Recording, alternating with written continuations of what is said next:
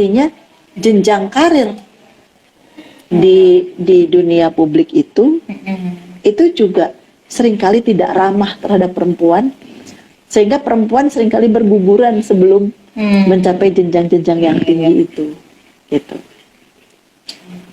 Di perguruan tinggi, dosen laki-laki perempuan mungkin inilah sama banyak ya, seimbang. Tapi kemudian yang jadi pejabat perempuan, mulai sekretaris jurusan, ketua jurusan, dekan, wakil-wakil dekan, rektor, wakil-wakil rektor, itu seringkali tereliminasi karena jenis kelaminnya, karena dia perempuan. Persoalannya, apakah diskriminasi terhadap perempuan itu karena bawaan jenis kelaminnya, atau karena konstruksi tentang asumsi-asumsi yang dikembangkan? Konstruksi ya, asumsi dalam masyarakat yang begitu semakin bukannya ini, tapi dengan hal-hal kecil pun tidak menyadari itu, sehingga oke-oke aja lah gitu, jadi semakin naik gitu. Terhadap perempuan. Betul bahwa perempuan punya hambatan peran biologis ya, ketika dia mengemban fungsi reproduksi, ketika dia harus hamil, harus melahirkan gitu kan, itu ada hambatan. Tetapi kalau kita kembalikan peran-peran itu secara proporsional gender dalam keluarga, bahwa yang ngasuh anak itu adalah ibu dan bapak, bukan hanya ibu saja, gitu kan? Sebenarnya peluang itu sama terbukanya terhadap laki-laki dan perempuan. Seringkali saya katakan begini, tidak akan ada laki-laki yang jadi kepala bagian, kepala unit, kepala divisi di perusahaan kalau tidak ada yang jadi kepala pusing di rumah. Kepala benar itu ya. Keluar. Karena apa? Karena bayangkan suami istri, dia punya anak kecil. Itu suaminya nggak akan punya jenjang karir yang bagus kalau dia bawa anaknya itu ke kantor. Iya kan? Suruh dia sambil kerja sambil ngasuh. Bagaimana dia mau jadi kepala divisi? Sulit sekali. Nah itu perempuan luar biasa gitu kan. Bagaimana perempuan bisa menghandle persoalan-persoalan domestik yang kemudian dia tidak jadi kepala divisi, dia jadi kepala pusing. Kepala pusing di rumah. Jadi kepala pusing di rumah untuk merelakan suaminya jadi kepala divisi di kantor misalnya gitu kan. Nah, tetapi kembali ketika perempuan itu tidak mengemban fungsi reproduksi, selesai, anak-anaknya sudah mulai besar, itu banyak hal yang bisa dilakukan oleh perempuan. Iya ya. Setelah terus lepas, berkarya lagi gitu. Betul. Mungkin dia perlu jeda ya. Tetapi sudah itu sudah selesai gitu. Jadi memang itu tadi bahwa cikal bakalnya itu di dunia pendidikan. Bagaimana dunia pendidikan tidak mendiskriminasi perempuan, kemudian sehingga perempuan diberi ruang yang sama dengan laki-laki untuk mengambil peran-peran yang lebih strategis di ruang publik. Mengapa demikian? Karena yang memikirkan kebutuhan perempuan itu nggak bisa laki-laki. Karena tidak bersentuhan langsung dengan dirinya. Bagaimana laki-laki bisa mikirin bahwa perempuan butuh pembalut kalau dia tidak haid? Kalau dia tidak menstruasi, iya kan? Iya ya. Apa yang tidak bisa memikirkan itu? Hanya perempuan yang bisa memikirkan bahwa perempuan butuh pembalut, bukan laki-laki. Itu sebabnya dalam bantuan untuk bencana alam nggak ada pembalut di dalamnya. Karena semuanya yang ngatur laki-laki. Misalnya seperti itu. Bagaimana misalnya pengaturan tentang cuti haid, itu sampai sekarang apalagi dengan Omnibus Law ini. Cuti haid itu selalu diperkarakan. Mengapa laki-laki nggak pernah punya kepentingan dengan cuti haid? Karena laki-laki nggak pernah mengalami premenstrual syndrome. Iya kan? Iya ya. Bagaimana tubuh perempuan itu mengalami reaksi hormonal yang berubah-ubah dalam setiap bulan ketika kita menghadapi menstruasi. Iya. Kan kalau perempuan mau menstruasi itu karena dia tidak mengalami pembuahan, iya kan? Dinding rahimnya yang mengalami penebalan selama tidak haid untuk persiapan untuk tempat tidur janin, kemudian tidak dibuahi ketika sel telurnya matang, dia luruh keluar jadi darah haid, ya kan? Jadi darah menstruasi, dan itu mendorong hormon progesteron naik. Ketika hormon progesteron naik, itu kemudian secara emosional perempuan jadi sensitif, gitu kan? Iyalah, iya, kan tubuh perempuan berubah. Ketika hormon progesteron itu naik, badan kita terasa sedikit membengkak, iya kan? Badan perempuan membengkak. Tanya apalagi anak-anak perempuan yang baru belajar mens, anak-anak perempuan baru belajar menstruasi, itu payudaranya kesenggol sedikit luar biasa sakit, gitu kan? Fisiknya dia mengalami itu, emosionalnya dia mengalami gangguan emosional. Semua perempuan haid mengalami premenstrual syndrome. Terus laki-laki nggak pernah memikirkan itu karena nggak mengalami. Terus digugatlah urusan cuti haid. Iya kan? Nggak pernah, itu nggak perlu lah, nggak penting banget perempuan. Kan haid itu juga langganan tiap bulan datang. Lah kalau nggak langganan tiap bulan datang, bagaimana itu anak-anak bisa lahir? Iya kan? Kalau perempuan tidak haid, dia tidak akan melahirkan, dia tidak akan hamil. Terus proses regenerasi manusia mau berhenti, udahan deh. 20 tahun lagi selesai, nggak ada lagi yang punya anak. Kan nggak begitu, gitu. Itu sebabnya mengapa cuti haid itu diurus oleh perempuan, diperjuangkan oleh perempuan. Karena perempuan tahu ya. Karena perempuan tahu untuk apa itu. 2 hari istirahat di rumah, nggak perlu pergi ke tempat kerja karena darah haid sedang keluar banyak-banyaknya, gitu kan? Tidak nyaman, tiap sebentar harus ganti pembalut. Itu cuti haid perlunya untuk perempuan. Kalau yang ngurus urusan perundang-undangan itu semua laki-laki, tidak akan masuk itu cuti haid. Iya kan? Iya. Nah, itu jadi kebutuhan gender seperti itu yang tidak boleh didiskriminasi oleh gender yang lain. Kebutuhan perempuan tidak boleh didiskriminasi oleh laki-laki. Lah, mentang-mentang nggak mengalami terus dianggap tidak penting. Kan nggak bisa begitu, gitu. Karena kalau semua perempuan mogok, tidak mau punya anak, tidak mau melakukan proses reproduksi, berhenti dunia. Iya kan? Tidak ada sustainability-nya kehidupan. Jadi betapa praktek-praktek diskriminasi sebenarnya bukan hanya merugikan perempuan, itu, tetapi juga merugikan laki-laki. Karena kalau dunia berhenti, memang yang rugi perempuan tok, kan nggak, sama-sama laki-laki juga rugi, gitu. Ya itu praktek-praktek diskriminasi seperti itu. Ada pertanyaan dari netizen belum? Masih ini jadi pemerhati saja. Oke. Sobat Damai, mungkin ada yang mau bertanya, silakan ya. Belum ya. Ini jadi gini ya, tadi kalau misalnya ini gini Bu, pertama-tama minta maaf karena kami berdua ini bukan dari Indonesia. Jadi kalau misalnya tadi Ibu dari mantan Indonesia. Mantannya Indonesia. Jadi tidak begitu mengerti misalnya berundang-undang atau apa seperti itu. Jadi makanya tadi bilang juga untuk ketika ini. Iya. Tapi ya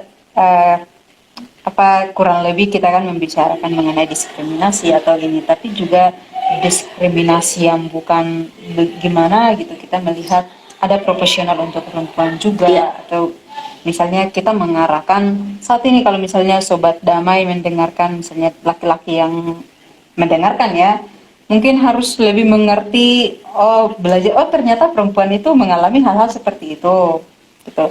Atau misalnya di sini cikal bakalnya dunia pendidikan juga ya, karena perempuan tidak begitu banyak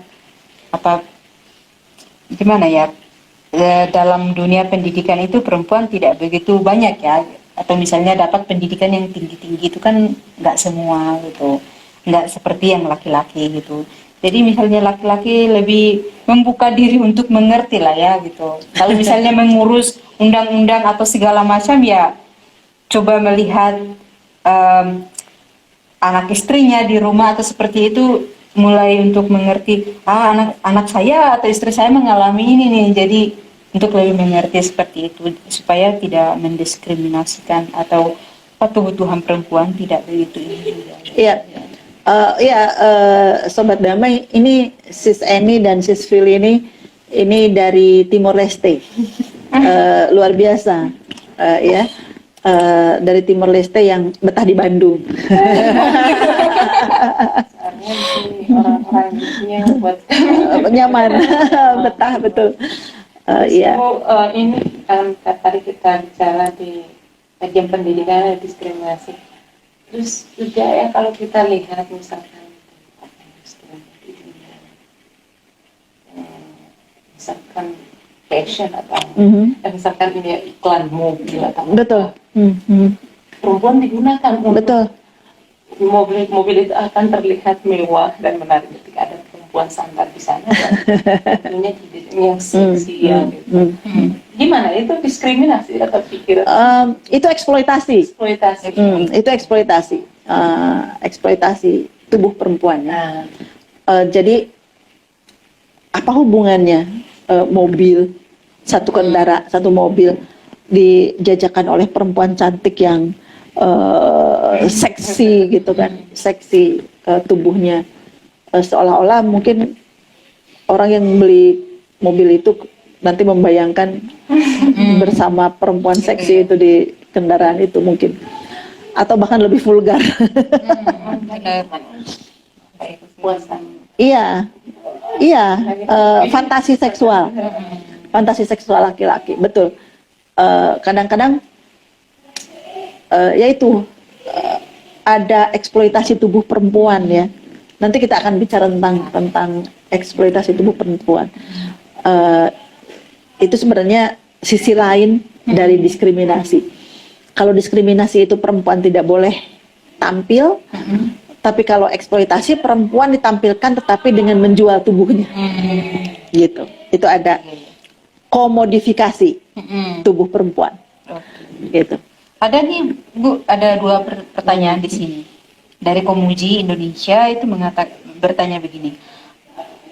Seperti yang dicontohkan Ibu Yeni, apakah itu karena konsensus atau kesepakatan yang dikonstruksi sosial? Sebenarnya tidak ada kesepakatan.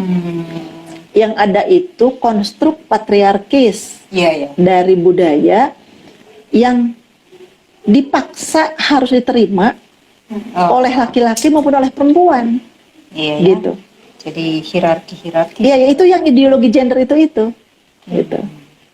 Terus ada lagi ini, menurut Bu Yeni, seberapa besar doktrin agama mempengaruhi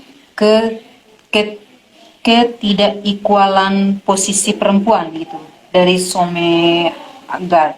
Oke. Doktrin agama itu kan sangat berpengaruh terhadap sistem keyakinan kita ya.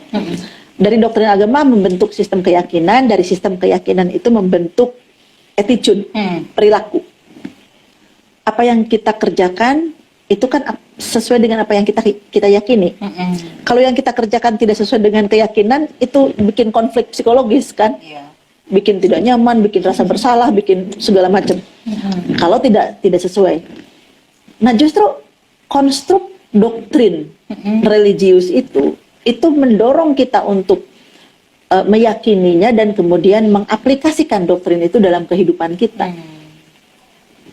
Tapi pertanyaannya adalah doktrin ini apakah sudah sesuai dengan yang Tuhan inginkan atau yang Tuhan maksudkan melalui firman-Nya? Apakah itu? Gitu. Bener nggak sih Tuhan itu menginginkan kita tuh begini? kita kan berprasangka Tuhan menginginkan kita begini. Prasangka kita melalui apa? Melalui tafsiran dari doktrin-doktrin itu kan. Pertanyaannya, siapa yang membuat tafsir doktrin? Manusia, ahli tafsir, laki-laki. Kenapa? Karena perempuannya terekspos dari dunia pendidikan. Kan perempuannya nggak disekolahin. Anak-anak perempuan nggak sekolah bukan hanya di Indonesia, di mana-mana. Iya kan? Anak perempuannya nggak sekolah, anak laki-lakinya yang sekolah. Karena anak laki-laki sekolah, maka dia berpeluang jadi apapun. Termasuk salah satunya peluang menjadi ahli tafsir, penafsir doktrin, penafsir firman. Karena yang menafsirkannya itu adalah laki-laki, maka masuk bias sesuai dengan pikiran mereka juga. Laki-laki gitu. Saya akan menyebutkan contoh ini yang paling populer di kalangan kaum muslimin, di kalangan umat Islam ya. Misalnya doktrin, ayat firman Tuhan tentang dalam surat An-Nisa. Saya akan sitir saja begini ayatnya. Fankihu ma tobalakum minan nisa'i masna wa thulatha wa ruba fa in khiftum afala ta'dilu fawahidatan. Artinya begini, kurang lebih terjemahannya. Nikahilah oleh kamu perempuan-perempuan 2, 3 atau 4. Tetapi jika kamu tidak dapat berlaku adil, kawinilah satu saja. Gitu. Nah, di kalangan kaum muslim populer dengan perintah poligami, masna wasulah sawarumba titik. 2, 3, 4. Tapi tidak afala ta'dilu fawahidatan. Tapi kalau kamu tidak bisa berlaku adil, satu saja. Iya, satu aja. Nah itu, mengapa yang populer itu perintah nikah poligaminya, bukan perintah monogami, satu saja, karena kamu tidak bisa berlaku adil. Bahkan dalam surat yang sama di ayat yang lain, niscaya kamu tidak akan dapat berlaku adil meskipun kamu ingin, kata Tuhan. Karena keadilan hanya milik Tuhan. Nah, itu tidak suka tuh para ustadz, para kiai, para dai mendakwahkan keterangannya. Jadi keterangan selanjutnya itu istilahnya disembunyikan. Hanya sebagian hanya sebagian saja. Hanya perintah nikahilah 2, 3, 4-nya itu. Selanjutnya itu tapi jika kamu tidak dapat berlaku adil, itu nggak diekspos, gitu kan? Iya. Artinya ada kepentingan patriarki di situ, gitu kan? Ada kepentingan patriarki bahwa bukan afala ta'dilu fawahidatannya yang disosialisasikan, tetapi fankihu ma tobalakum minan nisa masna wa thulatha wa ruba'nya yang disosialisasikan secara terus-menerus, dan itu kemudian memaksa perempuan menerima. Sehingga perempuan yang tidak mau dipoligami seolah-olah itu neraka nanti bagiannya, gitu kan? Mengapa tidak dikonstruk misalnya begini? Ini ada doktrin bahwa kamu tuh kalau pengen boleh punya istri 2, 3, 4 sampai 4. Tetapi afala ta'dilu fawahidatan. Kalau kamu tidak bisa berlaku adil, satu saja. Jadi kalau kamu mau nikah 2, 3, 4, yang harus kamu lakukan itu adalah melakukan training keadilan sejak anak itu lahir. Jadi sejak anak kecil, anak itu sudah diajarin bagaimana cara berlaku adil. Gitu. Kalau bekalnya, kan bekal utamanya keadilan. Tindakan yang bisa berlaku adil itu. Kalau bekalnya sudah ada, ya tinggal milih mau 2, mau 3, mau 4. Orang kalau diperlakukan adil kan nggak akan protes. Iya ya. Iyalah. Ya protes karena tidak ada. Jangankan 2, 3, 4. 250 juta bangsa Indonesia ini nggak akan demo, nggak akan turun ke jalan kalau diperlakukan adil. Benar. Ya kan, anak-anak juga kan di dalam ini, misalnya dia tidak akan protes kalau diperlakukan secara Adil. anak laki-laki atau perempuan, misalnya perempuan laki-laki kemana gitu, kenapa perempuan tidak bisa ya? Nah, dia bisa nah itu, aja, dia nah itu, menuntut keadilan di betul. situ juga ya. Jadi memang kalau dalam Islam doktrin tentang keadilan itu menjadi sesuatu yang sangat krusial, karena ancaman perlakuan ancaman tidak berlaku adil itu besar sekali. Jadi sebenarnya kalau misalnya kaum perempuan Muslim ya, misalnya tidak setuju atau bukan menolak ya, tidak setuju dengan poligami dilakukan oleh semua laki-laki karena proses kualitas keadilan yang memang tidak merata, itu sebenarnya upaya perempuan menyelamatkan kaum laki-laki. Karena orang yang tidak berlaku adil itu berarti melakukan kezaliman. Orang yang melakukan tindakan kezaliman itu hukumannya berat dari Allah ya. Nanti di akhirat dosanya itu besar sekali. Jadi kalau perempuan misalnya tahu nih suaminya ini tidak bisa berlaku adil, terus dia melarang suaminya berpoligami, itu sudah menyelamatkan suaminya dari api neraka sebenarnya. Iya ya. Kalau misalnya dia udah mengenal suaminya nih, dia udah tahu dia tidak bisa memperlakukan secara adil lah gitu.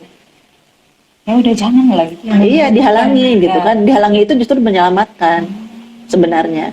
Cuma itu tadi kembali kepada konsep-konsep teologis di dalam agama manapun. Kita tidak bisa menghampiri firman secara langsung sebagai pemeluk agama. Yang kita lakukan adalah bagaimana menghampiri firman sebisa mungkin. Melalui apa? Melalui tafsir. Maka para mufasir itu menjadi menjadi orang yang paling sangat berat tugasnya, karena akan diikuti oleh banyak sekali pengikut. Kita mau menggunakan tafsir yang mana, mendekati doktrin itu, gitu. Jadi gini, tadi itu yang sejauh kita mengerti diskriminasi terhadap perempuan itu, sejauh yang tadi kita sudah bicarakan atau misalnya para sobat damai mendengarkan, tetapi juga dari kita harus lebih fokusnya juga ke budaya patriarkal ya. Dari budaya patriarkal mungkin mengundang kita untuk membuka diri, lebih memperhatikan kebutuhan perempuan juga gitu. Jadi jangan apa-apa untuk ini karena dia perempuan, karena hanya karena dia perempuan maka dia tidak bisa lakukan hal ini gitu. Tapi berlakulah adil walaupun sekarang kita tahu patriarkal untuk mengubah budaya itu sangat ini sekali, tetapi berlahan-lahan kita melangkah maju untuk perubahan gitu ya. Untuk perempuan, supaya bangsa Indonesia atau di dunia manapun juga perempuan bisa merasakan keadilan seperti yang laki-laki rasakan. Betul. Ya, oke. Sip. Terima kasih, Sis. Terima kasih banyak, Bu. Sis Willy. Masih ada satu lagu? Oh iya, sebagai penutup kita akan mendengarkan ini. Itu semoga terjawab pertanyaannya dan bisa mengerti lebih dalam. Jadi sekarang waktunya memang sudah ini. Itu lagu dari Willy. Selamat mendengarkan. You're broken down and dying of living life on a merry-go-round, and you can find the fighting, but I see it in you, so we're gonna walk it out and move mountains. We're gonna walk it out and move mountains. And I'll rise like the day, I'll rise up, I'm afraid I'll rise up, and I'll do the thousand times again. And I'll rise up, high like the waves, I'll rise up, in spite of the age, I'll rise up, and I'll do it 1,000 times again.